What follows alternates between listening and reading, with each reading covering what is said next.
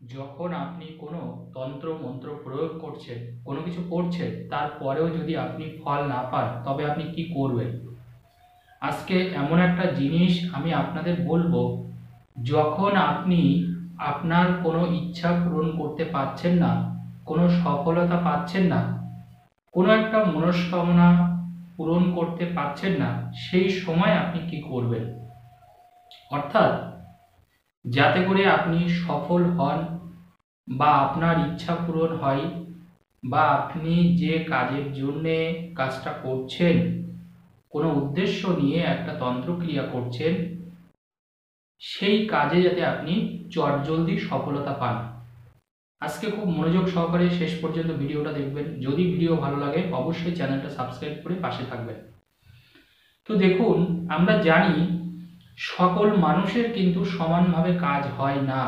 কিছু কিছু মানুষের দেখবেন খুব চটজলদি কাজ হয়, মানে ভীষণ তাড়াতাড়ি কাজ হয় অনেক মানুষের। আবার অনেক মানুষের দেখবেন দীর্ঘ একটা সময় লাগে, অনেক প্রতীক্ষা লাগে, আপনাকে অনেক সময় ধৈর্য ধরে বসে থাকতে হয়। আপনি নিজেও ভাবতে পারলেন না যে কাজটা আপনার কেন হচ্ছে না। এর মূল কারণ কি? অ্যাকচুয়ালি আমাদের ভাগ্য। আমরা যখন কোনো গ্রহগত সমস্যায় পড়ি বা আমাদের যখন জন্ম হয়েছে, তখন যে গ্রহগত যে সমস্যা, সেই সমস্যা অনুযায়ী কিন্তু আমাদের ভাগ্য নিরূপিত হয়। এবং তার ফলস্বরূপ আমরা দেখতে পাই যে অনেকের ভাগ্য এমনই যে তারা যে কাজটাই করে সেই কাজে কিন্তু খুব দ্রুত ফল পায়। আবার অনেকের এমন আছে যে তারা কাজ করছে ঠিকই, হয়তো আপনি কোনো তন্ত্রের প্রয়োগ করছেন, হয়তো কোনো টোটকা করছেন, সাপোজ একটা উদাহরণ হিসাবে আমি আপনাদেরকে বলছি, কিন্তু সেটা করা সত্ত্বেও আপনি কিন্তু যথাযথ ফল পাচ্ছেন না। তো এটা বেসিক্যালি কিন্তু গ্রহগত দোষ।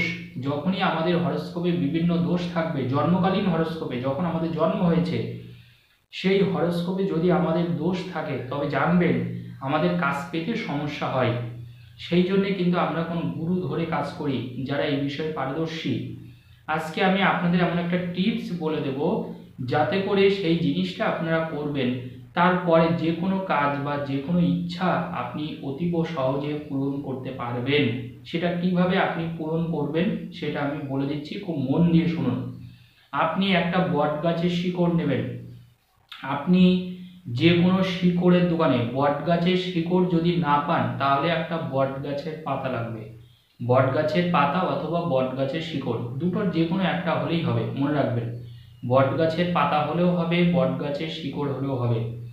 যদি আপনার কাছে শিকড়টা আপনি না পান, তাহলে সেই ক্ষেত্রে একটা বট গাছের পাতা আপনি সংগ্রহ করুন।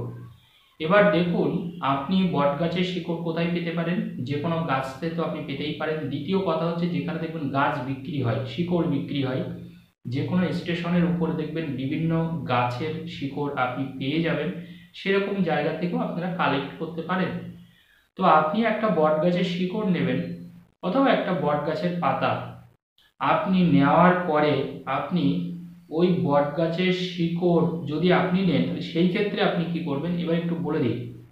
আপনি 108 বার 108 বার ওম শিবায় নমঃ, ওম শিবায় নমঃ, ওম শিবায় নমঃ, ওম শিবায় নমঃ এই মন্ত্র অভিষিক্ত করে, ওম শিবায় নমঃ এই মন্ত্র অভিষিক্ত করে ওই বট গাছের যে শিকড়টা আপনি পেলেন, ওটাকে একটা সাদা সুতোয় বাঁধবেন।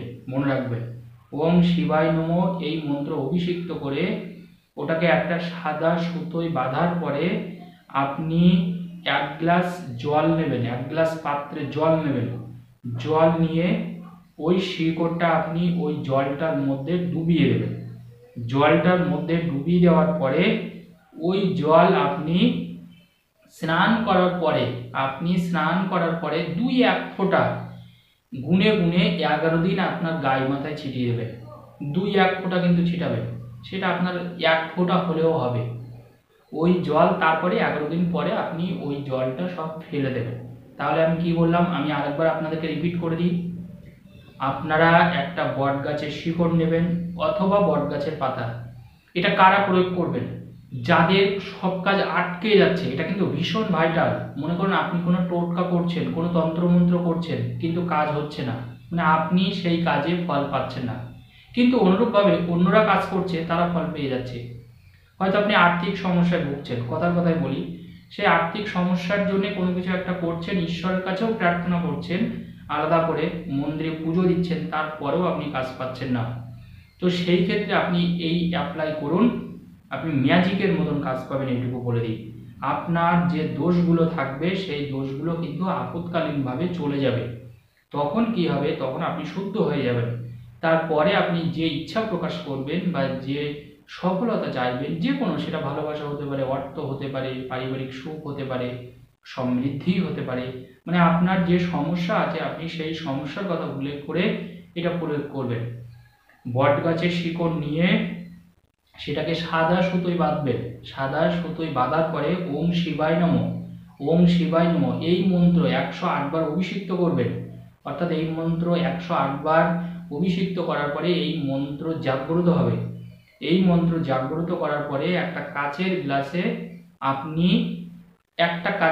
পুরো ভর্তি করে কিন্তু জলটা নেবেন। ভর্তি করে জলটা নিয়ে ওই যে শিকড়টা হলো, যেটা আপনি সাদা সুতোয় বেঁধেছিলেন, ওই শিকড়টা আপনি ওই জলটার মধ্যে দিয়ে দেবেন। দেওয়ার পরে ওইভাবে আপনি আপনার বাড়ির যে কোনো একটা জায়গায় এটা আপনি রেখে দিন। তারপরে প্রতিদিন টানা 11 দিন আপনি 2-1 ফোঁটা, জাস্ট 2-1 ফোঁটা, মানে বুঝতেই পারছেন, হুড় করে জল ঢালবেন না, মাত্র 1-2 ফোঁটা আপনার হাতেও দিতে পারেন, তাতেও কোনো অসুবিধা নেই। আপনি হাতে দিন, যদি আপনার গায়ে মাথায় দিতে অসুবিধা, আপনি হাতের তালুতে দিয়ে দিন 1 ফোঁটা জল, তারপরে আপনি হাত ধুয়ে ফেলবেন, অসুবিধা নেই। এইভাবে টানা 11 দিন আপনাকে ওই জল আপনাকে হাতে দিতে হবে। হাতে বা আপনার যে কোনো জায়গায় শরীরে 1 ফোঁটা দিলেই হবে, 1, 2, 3 ফোঁটা। এটা করলে কি হবে, আপনি যে উদ্দেশ্য বা আশা নিয়ে কাজ করছিলেন সেই জিনিসটা কিন্তু আপনার পূরণ হবে। অর্থাৎ আপনার কাজের যে বাধাগুলো আসছিল, যে বিঘ্নগুলো আসছিল, যে আপনার কাজটা একেবারেই হচ্ছিল না, সেই জিনিসটা কিন্তু আর থাকবে না। অর্থাৎ আপনি অতীব সহজে কিন্তু সফলতার মুখ দেখবেন। কারণ দেখুন, আমরা কিন্তু প্রত্যেকে চাই যে আমরা যে কাজটা করি না কেন সেই কাজে যেন আমরা সফল হই, আমরা যেন সফলতা পাই। এটা কিন্তু আমাদের প্রত্যেকের একটা আকুতি মিনতি প্রার্থনা।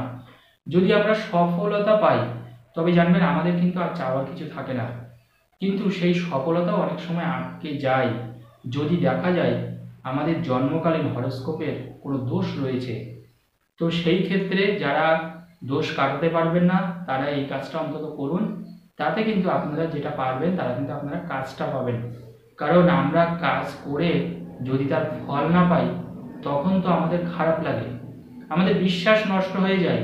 আপনি একটা মন্দিরে যাচ্ছেন দীর্ঘদিন ধরে, সেই মন্দিরে আপনি একটা প্রার্থনা করেছেন, একটা ইচ্ছা পূরণের জন্য ঈশ্বরকে জানিয়েছেন, কিন্তু সেটা যদি আপনার পূরণ না হয় তাহলে কিন্তু আস্তে আস্তে ঈশ্বরের প্রতি সেই বিশ্বাসটা আমাদের নষ্ট হয়ে যায়। তো আপনারা এই কাজটা করুন, আমি আশা করি যে কোনো কাজে অতীব সহজে আপনি জয় ছিনিয়ে আনতে পারবেন। ধন্যবাদ, সবাই ভালো থাকুন।